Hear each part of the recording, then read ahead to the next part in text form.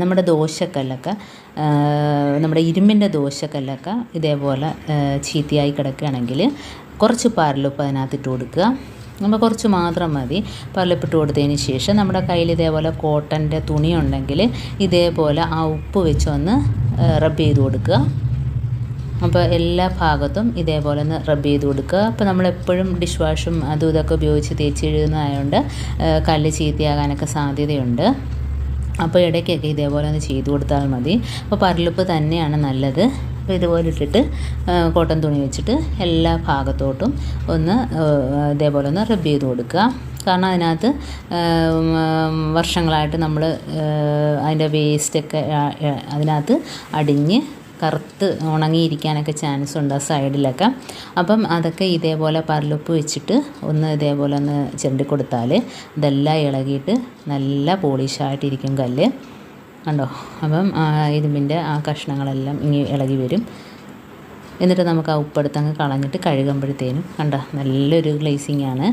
ഇനി നമ്മൾ അത് ഒന്ന് തുണിയൊക്കെ വെച്ചൊന്ന് തുടച്ചതിന് ശേഷം നമുക്ക് എണ്ണ തടവി വയ്ക്കാം.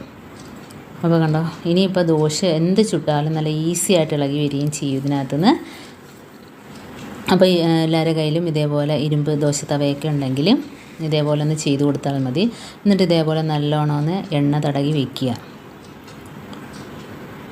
അപ്പോൾ നമുക്ക് കാണുമ്പോൾ തന്നെ അറിയാം നല്ല രീതിയിൽ ഇരുമ്പൊക്കെ പോയിട്ട് ഉണ്ടോ, തുരുമ്പിച്ച ഭാഗങ്ങളെല്ലാം നല്ല രീതിയിൽ അതിൻ്റെ കറയും അഴുക്കും എല്ലാം പോയി കിട്ടിയിട്ടുണ്ട്. നല്ല പോളിഷായിട്ട് തോന്നുന്നുണ്ട്. കണ്ടോ? നമുക്ക് ദോശയൊക്കെ വളരെ ഈസി ആയിട്ട് നമുക്ക് ചുട്ടെടുക്കാൻ പറ്റും. ഇതേപോലെ തന്നെ നമ്മുടെ ഇരുമ്പ് ചട്ടി, നമ്മൾ എണ്ണയിൽ പൊരിച്ചു കോരുന്ന ഇരുമ്പ് ചട്ടി ഉണ്ടെങ്കിലും ഇതേപോലെ ചെയ്തെടുത്താൽ മതി. ഇപ്പം അതിനകത്തും കുറച്ച് എണ്ണ ഇതേപോലെ ഒഴിച്ചിട്ടേക്കണം, അല്ലെങ്കിൽ ചട്ടി തുരുമ്പിച്ച് പോകും. കണ്ടോ? ഇപ്പം ഞാൻ പൊരിച്ചെടുത്തിട്ട് ബാക്കി എണ്ണ അതിനകത്ത് കുറച്ചിങ്ങനെ ഇട്ടേക്കും. അപ്പോൾ നമ്മൾ ഇനി അടുത്തത് പൊരിക്കാൻ നേരം എണ്ണ കളഞ്ഞിട്ട് നമുക്ക് കഴുകിയെടുത്താൽ മതി. അല്ലെങ്കിൽ ഇതേപോലെ എണ്ണമയം ഇല്ലെങ്കിൽ ഇരുമ്പ് ചട്ടിയൊക്കെ പെട്ടെന്ന് ചീത്തയായി പോകാനൊക്കെ ചാൻസ് ഉണ്ട്.